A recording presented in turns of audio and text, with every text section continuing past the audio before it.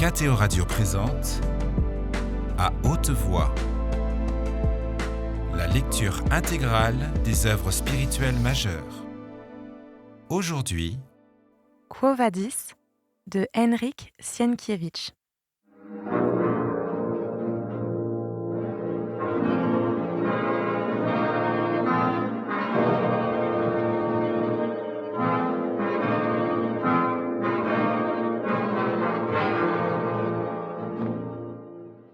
Vinicius se rendit droit à la maison où habitait Myriam.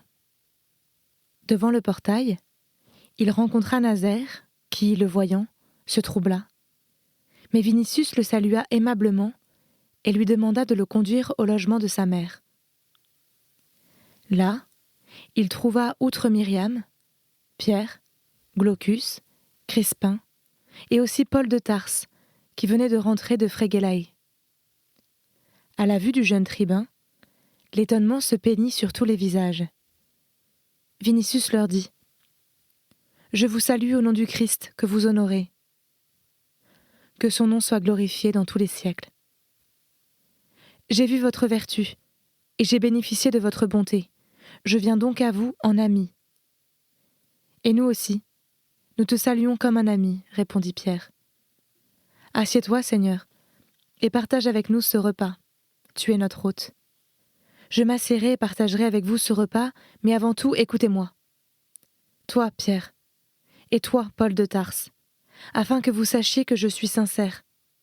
Je sais où est Lygie. J'étais tout à l'heure devant la maison de Linus, qui est tout près d'ici. J'ai des droits sur elle, qui m'ont été donnés par César. J'ai, dans la ville, dans mes maisons, près de 500 esclaves. Je pourrais encercler son refuge et l'enlever, et pourtant, je ne l'ai pas fait et ne le ferai pas. En ce cas, la bénédiction du Seigneur sera sur toi, et ton cœur sera purifié, dit Pierre. Merci, mais écoutez-moi encore. Je ne l'ai pas fait bien que je vive un supplice et que je languisse d'elle. Autrefois, avant d'avoir été avec vous, je l'aurais immanquablement enlevé et retenu de force. Mais votre vertu et votre enseignement, bien que je ne le professe pas, ont changé aussi quelque chose dans mon âme, ce qui fait que je ne m'aviserai plus de recourir à la force. Je ne sais moi-même comment cela est arrivé, mais c'est ainsi. Je viens donc à vous, parce que vous servez de père et de mère à Lygie. Et je vous le dis, donnez-la moi pour épouse. Et moi, je vous jure que non seulement je ne lui interdirai pas de vénérer le Christ, mais encore, je me mettrai moi-même à apprendre son enseignement. Il parlait la tête haute, d'une voix énergique, mais il était ému, et ses jambes tremblaient sous son manteau à rayures. Ses paroles ayant été suivies d'un moment de silence, il se remit à parler comme s'il voulait prévenir une réponse défavorable. « Je connais les obstacles, mais je l'aime comme mes propres yeux. Et bien que je ne sois pas encore chrétien, je ne suis ni votre ennemi, ni celui du Christ. Je veux devant vous respecter la vérité, afin que vous puissiez vous fier à moi. En cet instant, il y va de ma vie, et pourtant je vous dis la vérité. Un autre vous dirait peut-être « baptisez-moi », et moi je vous dis « éclairez-moi ». Je crois que le Christ est ressuscité, parce que ceux qui le disent vivent dans la vérité et l'ont vu après sa mort. Je le crois, parce que j'ai vu moi-même que votre enseignement engendrait la vertu, la justice et la miséricorde, et non pas les crimes dont on vous soupçonne. Je ne connais pas grand-chose jusqu'à présent de votre doctrine, juste ce que je sais de vous, de vos actes, ce que je sais de Lygie, ce que je sais des conversations que j'ai eues avec vous. Et pourtant, je vous le répète, quelque chose a changé en moi, aussi grâce à elle. Autrefois, je tenais mes serviteurs d'une main de fer, maintenant je ne le puis. Je ne connaissais pas la pitié. Maintenant, si. J'aimais les plaisirs, or je me suis enfuie de l'étang d'Agrippa parce que je suffoquais de dégoût. Jadis, je croyais en la violence. Aujourd'hui, j'y renonce. Sachez que je ne me reconnais plus moi-même. Les festins m'horripilent, le vin, le chant, les cithars et les couronnes m'horripilent, la cour de César et les corps nus, et tous les crimes m'horripilent. Et lorsque je pense que Légie est pure comme la neige dans les montagnes, je l'aime d'autant plus.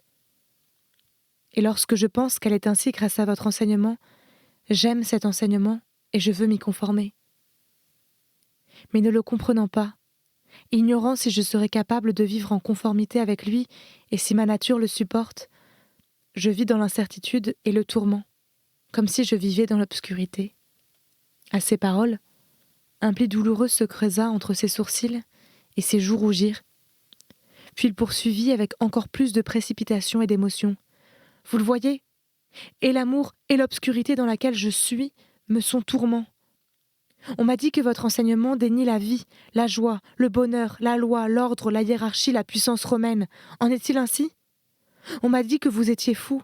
Dites-le-moi, qu'apportez-vous ? Est-ce un péché d'aimer ? Est-ce un péché d'éprouver de la joie ? Est-ce un péché de vouloir être heureux ? Êtes-vous des ennemis de la vie ? Faut-il que le chrétien soit misérable ? Devrais-je renoncer à Légie ? Quelle est votre vérité ? Vos actions et vos paroles sont comme une eau transparente, mais quel est le fond de cette eau ? Vous voyez que je suis sincère. Dissipez les ténèbres dans lesquelles je suis plongée. Car on m'a dit encore ceci. La Grèce a créé la sagesse et la beauté, Rome, la puissance. Et eux, qu'apportent-ils ? Alors, dites-le-moi. Qu'apportez-vous ? Si derrière votre porte, il y a la clarté, alors ouvrez-la-moi. Nous apportons l'amour, dit Pierre. Et Paul de Tarse ajouta : Quand je parlerai les langues des hommes et des anges, si je n'ai pas la charité, je ne suis plus qu'airain qui sonne. Mais le cœur du vieil apôtre s'émut de cette âme en peine, qui, tel un oiseau enfermé dans une cage, cherchait à s'envoler et à revoir le soleil. Aussi tendit-il ses bras vers Vinicius et lui dit-il : Frappez, et l'on vous ouvrira. La grâce du Seigneur est sur toi. Je te bénis donc, toi, ton âme et ton amour, au nom du Sauveur du monde. Ayant entendu cette bénédiction, Vinicius, qui parlait déjà avec exaltation, se précipita vers Pierre, et il se passa alors une chose extraordinaire. Ce descendant des Quirites qui, récemment encore, ne voyait pas un homme dans un étranger, saisit la main du vieux Galiléen et y pressa avec reconnaissance ses lèvres. Pierre se réjouit, car il comprenait que la semence était de nouveau tombée sur une nouvelle terre et que son filet de pêcheur avait amené une âme de plus. Ne se réjouissant pas moins de cette marque évidente de vénération pour l'apôtre de Dieu, les autres personnes s'écrièrent d'une seule voix : « Gloire au Seigneur dans les cieux !» Vinicius se leva, le visage rayonnant, et dit : « Je vois que le bonheur peut exister parmi vous, car je me sens heureux. Et je suppose que vous me convaincrez également pour ce qui est des autres questions. Mais je vais vous dire que cela n'aura pas lieu à Rome. César part à Antium, et moi, je dois y aller avec lui car c'est un ordre. Vous savez que ne pas lui obéir, c'est encourir la mort. Mais si j'ai trouvé grâce à vos yeux, venez avec moi, afin que vous m'enseigniez votre vérité. Vous y serez plus en sécurité que moi-même. Dans la foule qui s'y entassera, vous pourrez proclamer votre vérité à la cour même de César. On dit qu'Actée est chrétienne. Parmi les prétoriens, il y a aussi des chrétiens, car j'ai vu moi-même des soldats s'agenouiller devant toi, Pierre, devant la porte Nomentane. Je possède à Antium une villa, où nous nous réunirons pour écouter votre enseignement à la barbe de Néron. Glaucus m'a dit que vous êtes prêts pour une seule âme à aller au bout du monde. Faites alors pour moi ce que vous avez fait pour ceux pour qui vous êtes venus de Judée. Faites-le, et n'abandonnez pas mon âme. » À ces mots, ils se consultèrent, pensant avec joie à la victoire de leur enseignement et à l'importance que la conversion d'un Augustan et descendant d'une des plus vieilles familles romaines aurait pour le monde païen. Ils étaient réellement prêts à aller au bout du monde pour une seule âme humaine. Et depuis la mort de leur maître, ils ne faisaient pas autre chose. Aussi, ne leur vint-il même pas à l'esprit de refuser. Mais Pierre était à ce moment pasteur de toute la communauté et ne pouvait donc partir. Paul de Tarse, en revanche, qui, il y avait peu, avait été à Aricie et à Fréguélaï et devait de nouveau effectuer un long voyage en Orient pour revisiter les églises et leur insuffler une nouvelle ferveur, accepta d'accompagner le jeune tribun à Antium, où il lui serait facile de trouver un bateau appareillant pour les mers grecques. Bien qu'attristé de ce que Pierre, auquel il devait tant, n'allait pas l'accompagner, Vinicius le remercia avec gratitude, puis demanda au vieil apôtre une dernière faveur. Sachant où se trouve la demeure de Lygie, je pourrais me rendre moi-même chez elle, dit-il, et lui demander, comme il est juste de le faire, si elle veut bien m'accepter comme époux lorsque mon âme sera devenue chrétienne. Mais je préfère te prier, apôtre, de me permettre de la voir ou de me conduire toi-même chez elle. J'ignore combien de temps il me faudra rester à Antium, et souvenez-vous que nul n'est, auprès de César, sûr de ses jours. Pétrone m'a déjà dit que je n'y serais pas tout à fait hors de danger. Il serait bon que je la voie auparavant, que je rassasie mes yeux de sa vue, et que je lui demande si elle oubliera le mal que je lui ai fait, et si elle partagera avec moi les bons moments à venir. L'apôtre Pierre eut un bon sourire et lui dit : « Qui donc te refuserait une joie bien méritée, mon fils ?» Vinicius s'inclina de nouveau jusqu'à ses mains, ne pouvant contenir la joie qui inondait son cœur. L'apôtre lui prit les tempes et le rassura en ces termes : « Ne crains pas, César, car je te le dis, pas un seul cheveu ne tombera de ta tête. » Puis, il envoya Myriam chercher Lygie, en lui recommandant de ne pas dire à la jeune fille qui elle allait trouver parmi eux, afin de lui réserver une plus grande joie. Le chemin qui conduisait à la demeure de Lygie n'était pas long. Aussi, au bout d'un moment, l'assistance vit-elle apparaître parmi les myrtes Myriam, tenant par la main la jeune fille.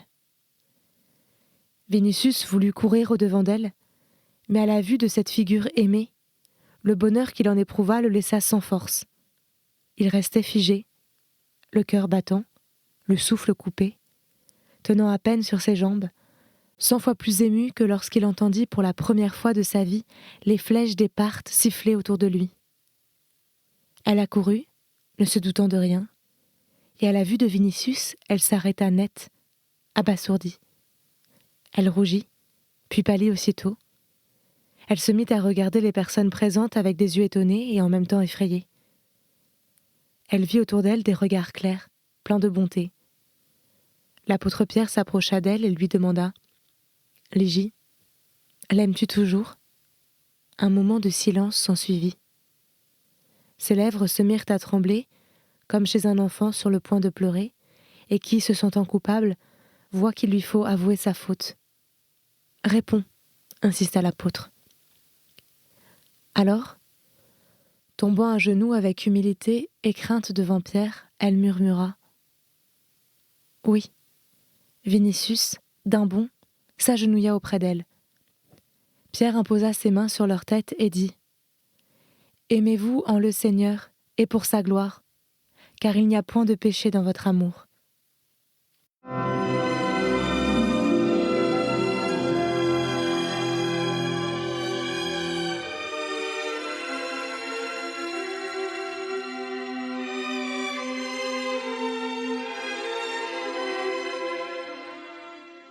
Tout en marchant dans le jardin, Vinicius disait à Lygie, avec des paroles brèves et venant du fond du cœur, ce qu'il avait l'instant d'avant confessé aux apôtres. L'inquiétude de son âme, les changements qui étaient survenus en lui, et enfin, cette infinie tristesse qui avait assombré sa vie depuis qu'il avait quitté la demeure de Myriam. Il lui avoua qu'il avait voulu l'oublier mais n'y était pas parvenu. Il avait pensé à elle nuit et jour. Cette petite croix faite de rameaux de buis qu'elle lui avait laissée et qu'il avait placée dans son lararium et que, malgré lui, il honorait comme quelque chose de divin, la lui rappelait. Elle lui manquait de plus en plus cruellement, car l'amour qu'il lui portait était plus fort que lui et avait entièrement, déjà chez Léolus, envahi son âme. Pour d'autres, ce sont les parcs qui tissent le fil de leur vie. Pour lui, c'était l'amour, le regret et la tristesse qui le tissaient. Ses actes avaient été mauvais, mais ils découlaient de son amour. Il l'avait aimé chez Léolus et au Palatin, et lorsqu'il l'avait vu à l'Ostrianum, écoutant les paroles de Pierre, et lorsqu'il était allé avec Croton l'enlever, et lorsqu'elle était à son chevet, et lorsqu'elle l'avait quitté. Quilon, qui avait découvert sa demeure, était venu le voir pour lui conseiller de l'enlever, mais il avait préféré châtier Quilon et venir chez les apôtres les prier de lui révéler la vérité et de lui accorder celle qu'il aimait. Béni soit l'instant où une telle idée lui était venue à l'esprit, puisqu'il était auprès d'elle, et qu'elle ne le fuirait plus, comme elle l'avait fui de la demeure de Myriam il n'y a pas si longtemps. « Ce n'est pas toi que j'ai fui, observa Ligy. »« Alors pourquoi l'as-tu fait ?» Elle leva vers lui ses yeux couleur d'iris, puis baissant, honteuse, la tête, elle lui répondit « Tu le sais. » Vinicius demeura un moment sans voix devant cet excès de bonheur, puis il reprit et dit comment ses yeux s'étaient peu à peu ouverts, qu'elle était tout à fait différente des Romaines et ressemblait sans doute uniquement à Pomponia. Il ne savait d'ailleurs pas lui dire exactement, lui-même ne se rendant pas compte de ce qu'il y prouvait, qu'apparaissait dans le monde avec elle une toute autre beauté, inconnue jusqu'alors, et qui n'était pas seulement une statue, mais aussi une âme. Il lui dit encore une chose qui la remplit de joie, qu'il l'avait aimée même pour l'avoir fui, et qu'elle lui serait sacrée au foyer. Puis, ayant pris sa main, il ne put plus rien dire. Il la regardait seulement avec émerveillement, comme on regarde un bonheur recouvré, et il répétait son nom, comme pour vouloir s'assurer qu'il l'avait retrouvée et qu'il était auprès d'elle. « Oh, Ligy! Oh, Ligy !»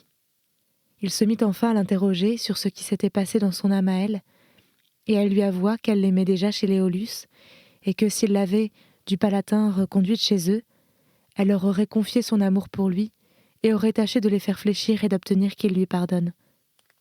« Je te jure, assura Vinicius, qu'il ne m'était même pas venu à l'idée de te faire enlever aux Aulus. Pétrone te le confirmera un jour que, déjà à cette époque, je lui avais dit que je t'aimais et que je désirais t'épouser. Je lui avais dit alors qu'elle enduise ma porte de graisse de loup et qu'elle prenne place à mon foyer. Mais il s'est moqué de moi et a suggéré à César de te réclamer comme otage et de te remettre à moi.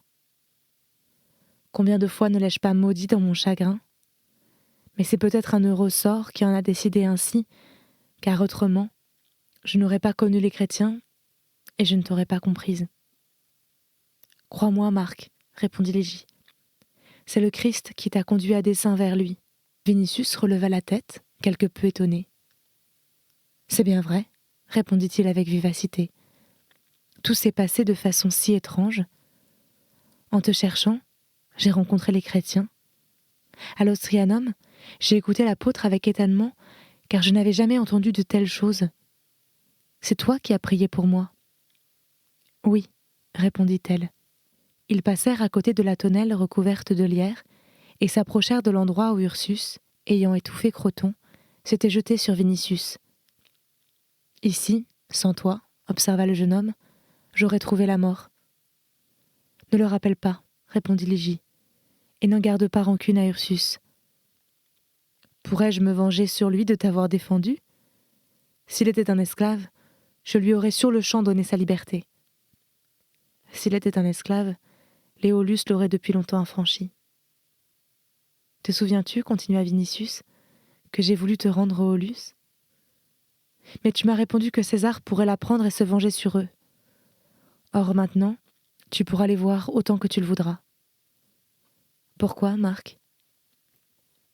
Je dis maintenant, mais je pense que tu pourras les voir en toute sécurité lorsque tu seras mienne.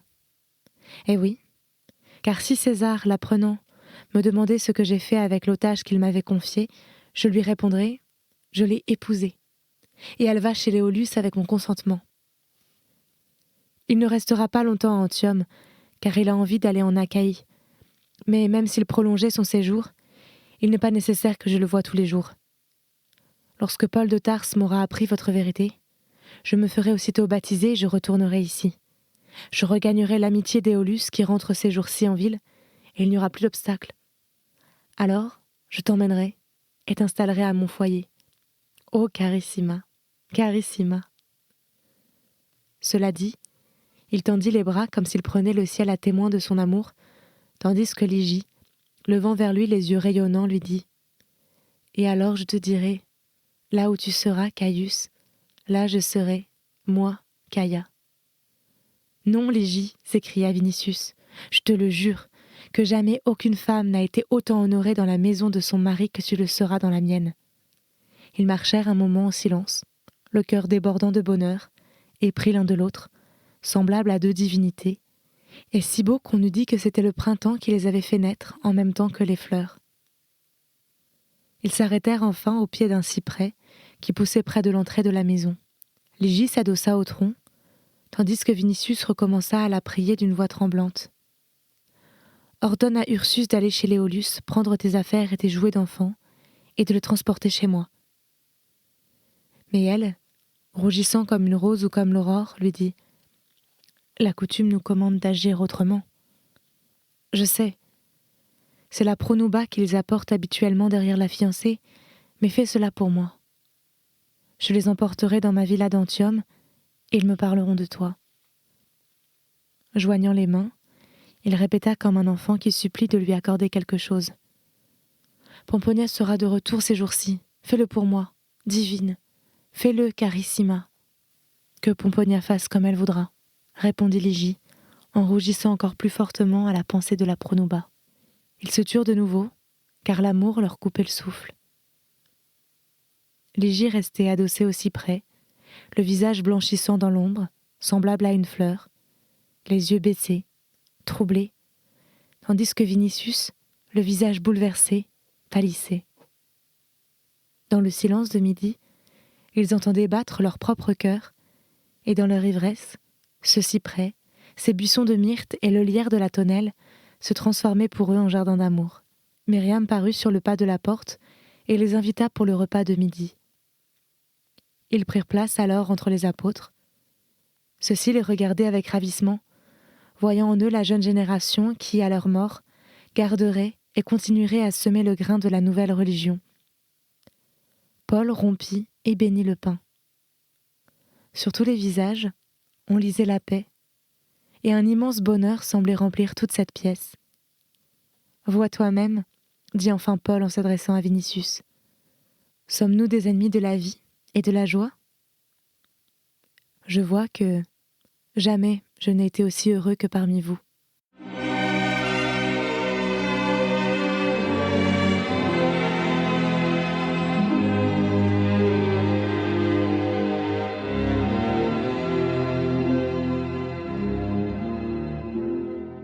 Chapitre 35. Le soir de ce même jour, Vinicius, en traversant le forum pour aller chez lui, remarqua à l'entrée du Vicus Toscus la litière dorée de Pétrone, portée par 8 Bithyniens. Et, les ayant arrêtés d'un signe de la main, il s'approcha des rideaux. « Que le sommeil te soit agréable et doux !» s'écria-t-il en riant à la vue de Pétrone endormie. « Assieds-toi » dit Pétrone en se réveillant. « Oui, je me suis assoupie parce que j'ai passé la nuit au Palatin. Je suis venue m'acheter quelque chose à lire à Antium. Quoi de neuf ? » « Tu fais le tour des librairies ?» demanda Vinicius. « Oui. Je ne veux pas mettre du désordre dans ma bibliothèque, alors je fais des provisions supplémentaires d'ouvrages que je lirai en cours de route. Il paraît que sont sorties de nouvelles œuvres de Musonius et de Sénèque. Je cherche aussi Perse et une édition d'Églogue de Virgile que je ne connais pas. Oh, que je suis fatiguée et que mes mains me font mal à force de déplier des rouleaux. Car une fois que tu te trouves dans une librairie, la curiosité te pousse à voir ceci et cela. Je suis allée chez Avirunus, chez Atractus, sur l'Argiletum, mais avant encore chez les Sosius, sur le Vicus Sandalarius. Par Castor, je tombe de sommeil. Tu étais au Palatin. C'est donc moi qui te demanderai s'il y a du nouveau. Ou bien, sais-tu quoi ? Renvoie ta litière et les boîtes de livres et viens chez moi. Nous parlerons d'Antium et d'autres choses encore. Bien, répondit Pétrone en sortant de la litière. Tu dois savoir sans doute que nous partons pour Antium après-demain. D'où le saurais-je ? Dans quel monde vis-tu ? Je suis donc le premier à t'annoncer la nouvelle ? Oui. Sois prêt pour après-demain matin. Ni les pois à l'huile d'olive, ni le foulard enroulé autour de son gros cou n'ont servi, et Barbe d'Airain est enrouée. Il n'est donc pas question d'ajourner ce voyage. Il maudit Rome et l'air qu'on y respire. Il voudrait raser la ville ou la détruire par le feu, et il lui tarde de voir la mer. Il assure que les odeurs que le vent apporte des ruelles étroites le feront mourir. Aujourd'hui, de grands sacrifices ont été faits dans tous les temples pour qu'il recouvre la voie. Et malheur à Rome, et surtout au Sénat, si ce vœu n'est pas rapidement exaucé. Il n'y aurait pas alors de raison d'aller en Achaïe ? Notre divin César ne possède-t-il qu'un seul talent ? S'exclama Pétrone en riant. Il se produirait aux Jeux Olympiques comme poète avec son incendie de Troie, comme cocher, comme musicien, comme athlète, et pourquoi pas comme danseur, et il recueillerait à chaque fois toutes les couronnes destinées aux vainqueurs. Sais-tu pourquoi ce singe s'est enroué ? Eh bien, il a eu hier envie d'égaler comme danseur notre Paris, et il nous a donné l'aventure de Léda, ce qui l'a fait suer et lui a fait prendre froid. Il était trempé et visqueux comme une anguille qu'on vient de sortir de l'eau. Il changeait continuellement de masque, tournait comme une broche, gesticulait comme un matelot saoul, et l'on était pris de dégoût à regarder ce gros ventre et ses jambes grêles. Paris lui donnait des leçons depuis 2 semaines, mais imagine-toi Aénobarbe en Léda ou en Dieu cygne. Quel cygne ! Il y a de quoi mourir de rire. Mais il tient à se produire en public dans cette pantomime, d'abord à Antium, ensuite à Rome. On était déjà choqués de le voir chanter en public, mais que le César romain se produise comme mime, non, cela, Rome ne le supportera sans doute pas. Mon cher, Rome supportera tout, et le Sénat fera voter des actions de grâce pour le père de la patrie. Au bout d'un moment, Pétrone ajouta : et la populace sera encore fière d'avoir César pour pitre. Dis-le toi-même. Peut-on s'avilir davantage ? Pétrone haussa les épaules. Tu vis chez toi, méditant tantôt sur l'Égie, tantôt sur les chrétiens, et tu ne sais sans doute pas ce qui est arrivé il y a quelques jours. Eh bien, Néron a publiquement épousé Pythagore. Il était la jeune mariée. C'était, semble-t-il, le comble de la folie, n'est-ce pas ? Or, les Flamines mandées sont venues et ont solennellement célébré le mariage. J'ai assisté à la cérémonie. Je peux moi aussi supporter beaucoup de choses, mais je dois dire que j'ai pensé que si les dieux existaient, ils devraient tout de même envoyer un signe. Mais César ne croit pas aux dieux, et il a raison. Il est par conséquent à lui seul prêtre suprême, Dieu et athée, remarqua Vinicius. Pétrone se mit à rire. C'est vrai. Cela ne m'était pas venu à l'idée. C'est pourtant un amalgame comme le monde n'en a encore jamais vu. Puis s'arrêtant, il reprit. Car il faut encore ajouter que ce prêtre suprême qui ne croit pas aux dieux, et ce Dieu qui se moque des dieux, les craint tout en étant athée. Ce qui est arrivé dans le temple de Vesta en est une preuve. Quel monde ! À tel monde, tel César. Mais cela ne durera pas longtemps. C'était À haute voix, une émission de KTO Radio. Aujourd'hui, Quo Vadis. Lecture, Marie Rambaud. Captation et réalisation, Gustave Schlicht et Thibaut Dagalier. Une émission disponible en podcast sur ktoradio.com ou sur l'application KTO Radio.